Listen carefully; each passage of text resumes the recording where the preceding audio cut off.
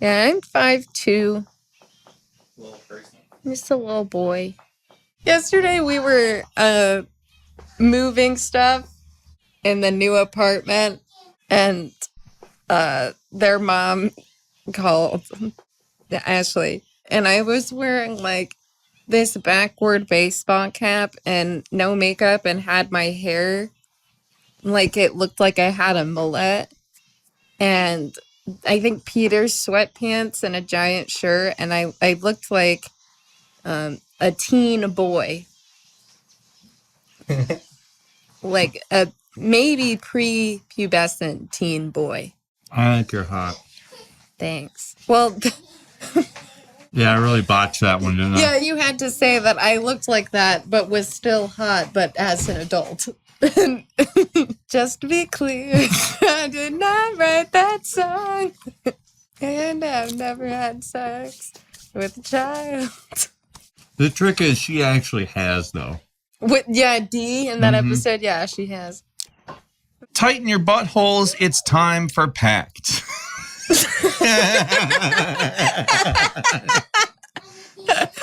Oh my God. I'm the P, Peter Coffin. This is the lovely Miss Astronaut Cowboy Doctor, and together we are Pact. Don't miss an episode. Subscribe on YouTube, Spotify, or your favorite podcast service. Also, leave us a glowing review on Audible and Apple Podcasts because we are a 5-star podcast. Not 3, not 4, 5. I'm a 5-star man. Help us keep the lights on by becoming a patron at patreon.com/pactpod. That's PACDPOD.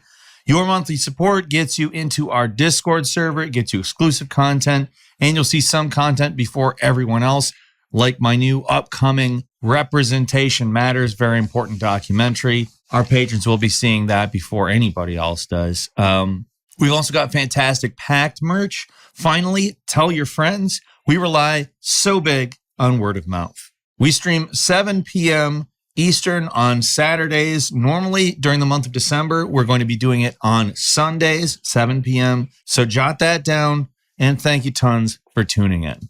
Let's talk abortion, everybody. I can't believe in 2021 that I am alive to live in the Handmaid's Tale. You're alive to live in it? Yeah. I can't either. Like, we have to wear these.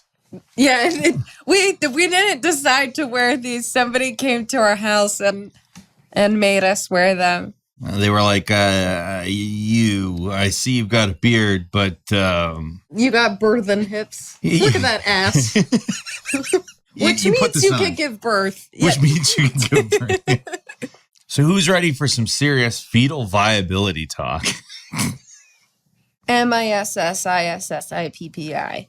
In 2018, the Mississippi legislature voted to ban abortions after 15 weeks, except in like really abnormal severe cases where case-by-case determination would make exceptions, like crazy, wild fetal abnormalities. If like, you're going to have a baby Venom, like if you've ever seen the Venom movie, like if that's going to come out, definitely abort it.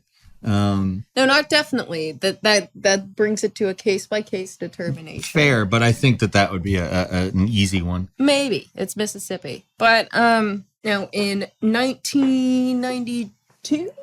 Yeah, 92 was when yeah, Casey 1992, Roe versus Wade, which affords pregnant people the constitutional right to elect to have an abortion, was changed in 1992 to be based upon fetal viability. So usually around 24 weeks is the cutoff that they use, but I think by a case-by-case basis, they kind of use that 24 weeks as a viability guideline. And whereas in 1973, it was originally dictated by trimesters.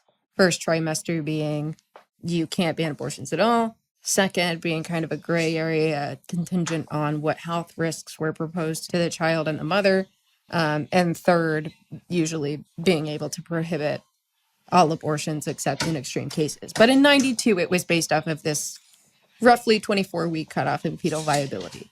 That question about if like medical science evolves to such a degree that like the threshold, and it does, it has become earlier, that a fetus can survive outside of the parent's womb. That might continue to happen. It might be the case that that threshold gets lower and lower and lower for viability.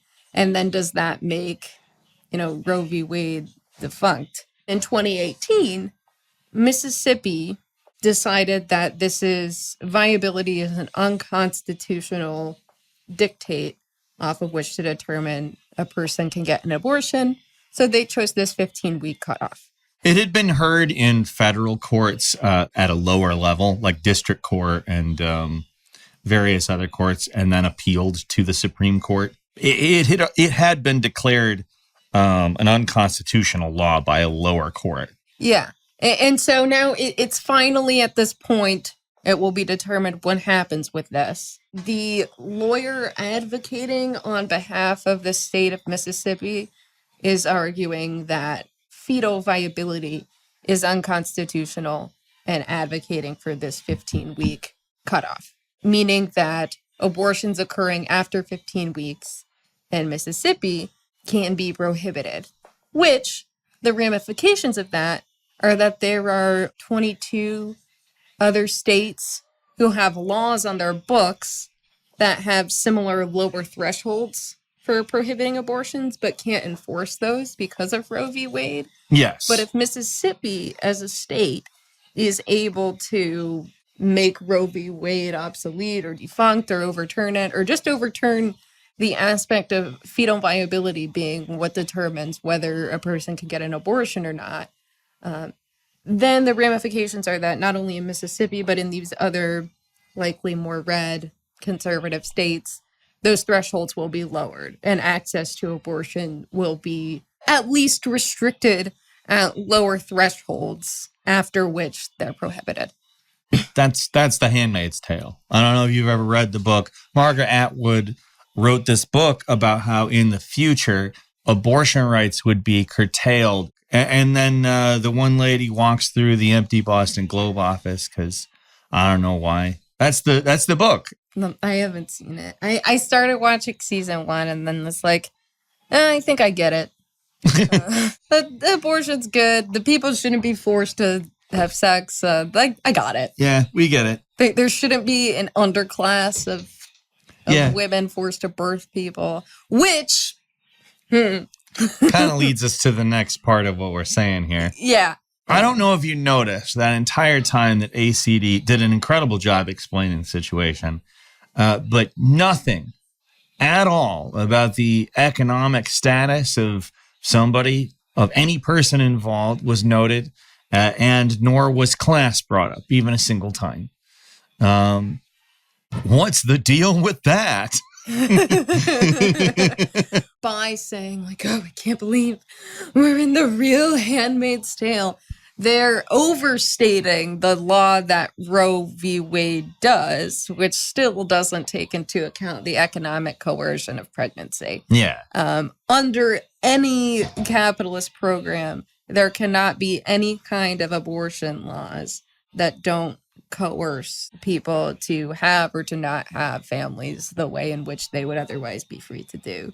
Well, in the origin of the family private property in the state, if you are to read this book, you will find that that is what the ever popular abolish the family slogan is about. Not actually abolishing families, but abolishing that very economic coercion that survives to this very day. So what we want to bring forth a caveat about is that we are not understating the severity of what would happen if Roe v. Wade is overturned.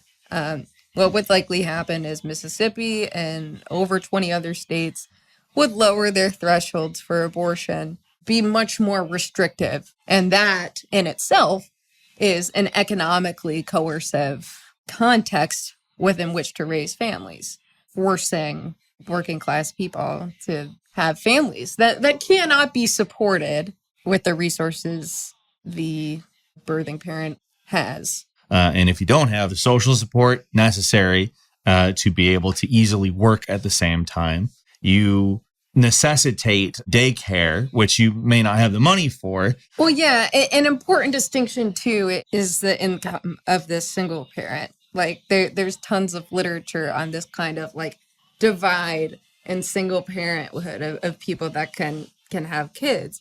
Is there's this sort of adolescent to younger adult, 20 something who's or young, a low wage job, Low qualifications, entry level positions, etc. low education, potentially was like in a relationship where the other person involved left, really limited social resources, poor health literacy related to prenatal development, related to their own development while carrying a child. There's that person. And then there's like the like wealthy, single, like agentic 35-year-old go-getter who wants in vivo to have a kid. And they've always wanted to have a kid and they don't want to do it with a man. And like, you know, like Princess Carolyn. Most single parents are the former illustration. That coercive economic environment is not something that we should be glossing over when we have the abortion discussion. Nobody is here is saying that the reason somebody wants an abortion matters. No. We also, obviously, as communists, don't think that the reason somebody wants an abortion matters. That's a very like basic stance that we obviously agree with, because I would say probably millions of people have had abortions for the financial burden that raising a child would entail, when otherwise wanting to raise a family or have a child. Yeah. A lot of liberals, and like we obviously support the right to privacy, the right to abortion, whatever. We're also of the mind that it would not be as much of a need if we did not have the capitalistic base that puts us in financial precarity, such that even if we wanted to, we would not be able to raise a family, be able to raise a child. And then that would necessitate us getting abortions, because we simply cannot withstand the expenses of having a child, and economic coercion and not being able to support is if not the primary reason for abortions. It's very difficult to imagine this as a controversial or such a highly sensitive issue in a society wherein, and I'm going to abstract for a little while. I'm not doing like utopian bullshit. It's difficult to imagine abortion as an issue in a society where like people aren't want for money or material resources. We're a society where everybody has everything that they need, in a socialist or communist society. That's not a prescription for what that exactly is, but it's when you talk about abortion, you're talking about an issue in which I'm not saying that literally everybody in the world would be like in a perfect situation if they just had kids, but a lot of people who accidentally conceive. Oh, you would love to live in a world where like you could have a family, have a child and raise them, but you can't. The whole pro-choice rhetoric around that is deceptive, because it's not really a choice, when the reason that you're aborting your child is because you do not have the economic means to support that. And a lot of times the rhetorical strategies used by pro-choice advocates who do not have a Marxist analysis is dehumanizing the desires of some individuals who would otherwise want to have families, want to have a child, and even people who like believe in the humanity of a fetus.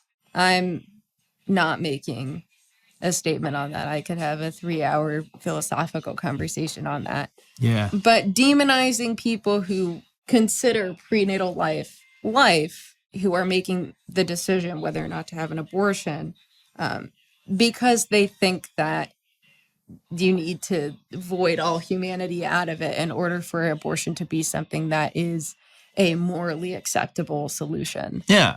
As part of the rhetoric that takes any potential prospect of humanity whatsoever out of a fetus, prenatal life, a clump of cells, whatever you want to call it. The pro-choice rhetoric can also be extremely dehumanizing to the parent who is carrying the child. A lot of times, because of this compulsive need for ideological purity and glossing over the nuances and coercion and the way that the economic base complicates this issue, liberal pro-choice advocates dehumanize the person carrying the child, circumnavigating any discussion about the negative impacts that abortion can and does have on people who get them physically, emotionally, mentally, and just kind of act like those aren't sequelae that emerge from abortions for some people. And talking about those issues doesn't mean that you're not in support of people getting abortions. It's just talking about the reality and the coercive forces that put people in situations that they otherwise wouldn't be in physically, mentally, emotionally. And because people do everything they can to avoid that end of it and make it this moral dilemma, instead make it this thing about choices and are you choosing to end a human life or are you choosing to end a cluster of cells? No, like you said, it's not really a choice. Just like most market decisions are not really a choice. They're a false choice presented to you as a choice. Right, it's an illusion of choice. And here's the thing, whether or not this ideologically is what somebody would believe, like say, like, I believe this is how it works out. Let's say you're a single parent expecting. You are being punished if you have that child. You didn't get yourself to a point where you have the means to have that child. You can't take care of the child. You don't have the social support to be able to go to work. You don't have the means to put the child in daycare so you can go to work, et cetera, et cetera. So if you go through with it, you will be punished by having a much, much more difficult time. Everything is going to suck way more for you. And this is like an extension of the market ideology I'm constantly criticizing, you're constantly criticizing. The idea that all of these individual actors in the market doing the right thing, it's so important to a liberal that like this gives the pretense for like sort of maintaining a purity in a secular society. It's an ideological purity.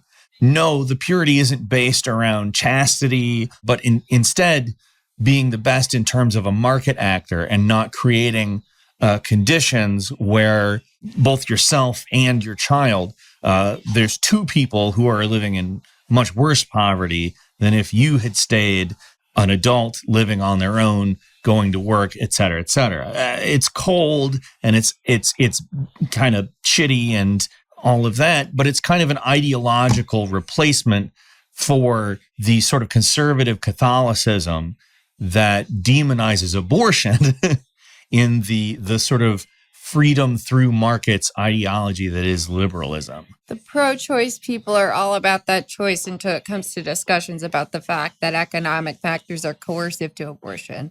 Then it becomes common sense and good financial managing. Here's the thing. You can either have a stance on this based around like morality or justice or whatever. I don't give a shit. It doesn't fucking matter to me one bit. I don't give a shit if it's moral to get an abortion. None of that matters.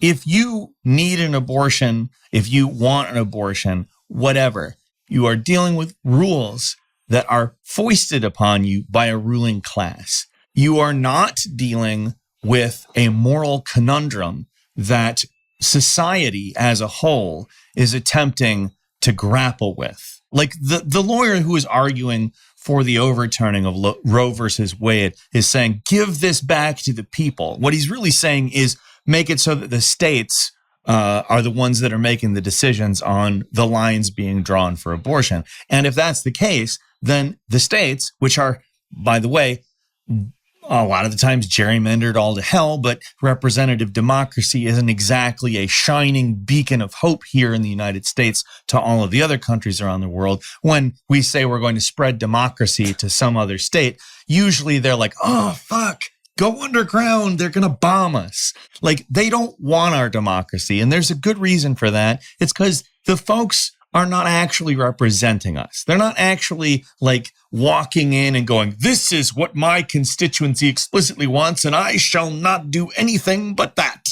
They go in and whatever their real constituency, which is corporate donors typically, whatever they want, that's what they go over in and legislate. And that's why you're always under the thumb of a ruling class. In the United States and most areas in the most areas in the world, that is a bourgeois capitalist class. The state exists to uphold the class distinction between proletariat and bourgeoisie, at least in our current time. The state has existed for other class distinctions to be upheld, but the reason why it exists is because there is a conflict between those classes that can't be mediated. So you need a body specifically of armed men that can uphold those class divisions. Abortion explicitly is an issue of that. It is not an issue of if somebody's a good person or if somebody doesn't want to have kids or any of that, because there's so many ways that could be handled. There is birth control. There is any number of options if you don't want to have kids. This is not talking about just explicitly not wanting to have kids. This is what happens usually when something happens that you were not planning and you cannot handle. Yeah.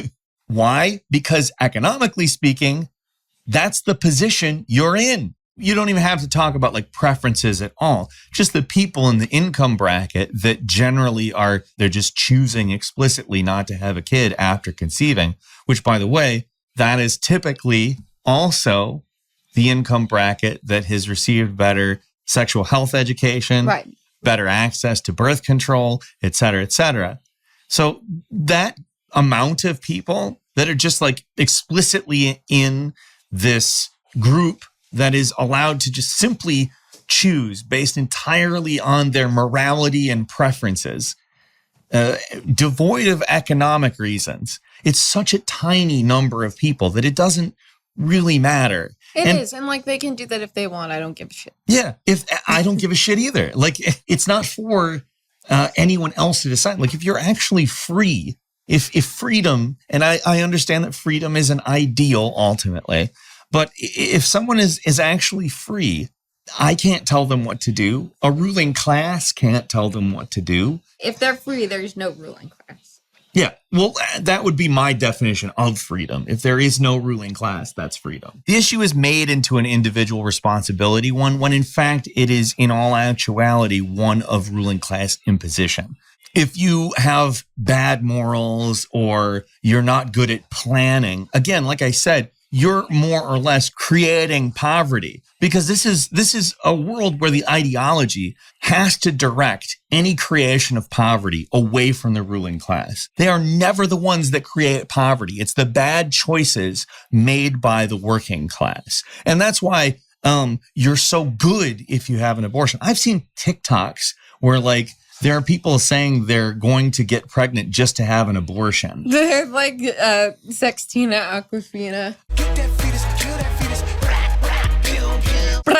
Pew, pew. Yeah, if only Sextina Aquafina was like an actual exaggeration, but it's actually not. Like I've seen TikToks of people actually saying that. I'm a baby killer.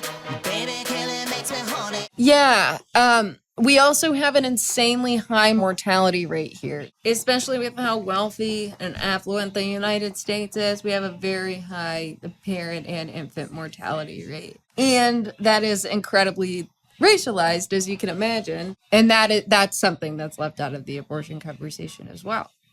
Or it's included in the abortion conversation on the liberal wing of Capitol, but without talking about the economic coercive factors that underlie those disparities and result in those infant mortality rates and parent mortality rates.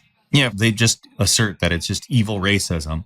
And it is racism. It's just not racism in the way that they are talking about racism. Like an ideological doctor being like, hey, I'm going to do worse on this birth performance because it's not a white person. I'm a doctor, and you know what I like? It's white people more than black people anyways. So let's get to birthing your baby. It's not like that. Even in the health disparities field, people talk about health disparities like that. And it's like, yes, there is patient-provider ideological bias that can have impacts at the microcosm of the individual healthcare interaction. Is that why these health disparities exist large scale? No. And it can't be one factor in that bias like pervades many individuals' lives at the level of individual family experiences. That is not the driving force of these disparities. To return to the example that I used in the Ilan Omar and the word systemic episode, a community that is people of color, black people specifically, which is historically lower income, less businesses around, less of a good economy, et cetera, et cetera. Clinical infrastructure in a hospital results. Exactly. You have less infrastructure. You have less probability of a well-funded hospital. You have a less well-funded hospital, and you end up seeing less doctors on site. You see less doctors on site handling more patients at one time. Or you even have shortages in doctors, which people act like is something that only happens in countries with socialized healthcare. But it's actually a huge problem anywhere in the United States where funding is lower, which tends to be black neighborhoods, because black people have a disparity in wealth, have a starting point that is further behind, et cetera, et cetera. Yeah, it goes back to the legacy of residential segregation and everything before that. Again, this is a class issue. It is about the ruling class imposing regulations, ideology, et cetera, on the working class. And here's the kicker. As long as there's class society, as long as there's capitalism, there isn't a solution. You're restricted to a permissive mode of human rights seeking. Where they allow you at X number of weeks to do something or to not do something. And it's on their clipboard. Yeah. And they're crossing it out and changing it whenever they want to. That's why the fetal viability thing isn't really the best metric by which to measure whether or not you should get an abortion, because it's just a thing that the ruling class can use to impose a law. And at the same time, other than an arbitrary number of weeks, even liberal abortion rights advocates did not propose a solution to the ambiguity inherent to fetal viability. And there's a big issue in that, because there's a very high probability, given that there's only 3 liberal justices and 6 conservative ones, that this is going to be something that changes, and that there are going to be a lot of battles fought in the near future over this. But which will suck. Which is, yeah, it's going to be the most unbearable. People actually seriously wearing costumes like this at protests type situations. But it will also be bad materially because of what happens. But the hand-wringing about the Handmaid's Tale shit, again, neglects to talk about how it's been this way all along. It's always been like this. It's not the literal plot of The Handmaid's Tale, but you're always under the thumb of a ruling class decision, even after Roe v. Wade. After Roe v. Wade 1973, even after Roe v. Wade when changed to fetal viability in 1992. None of those things are giving people who can give birth economic power. Exactly. Or choices. It's always been coercive. It will still be coercive regardless of where this case goes. And this is ultimately like the political line in the United States that's so ridiculous. It's whether or not you think that it's 15 weeks or 24 weeks. Right. Like, that's what should the ruling class allow us to do. Yeah. Where's the little quantitative like statistic? What number is okay? What's acceptable I was to the just going to bring rulers? that point up. It's applying a quantitative solution for which is less ruling class E, which affords the pros a little bit more freedom in their abortion decision making, rather than a qualitative shift in which you are not under economic coercive forces that dictate the structure of your family decision making. That pretty much fucking nails it. All right.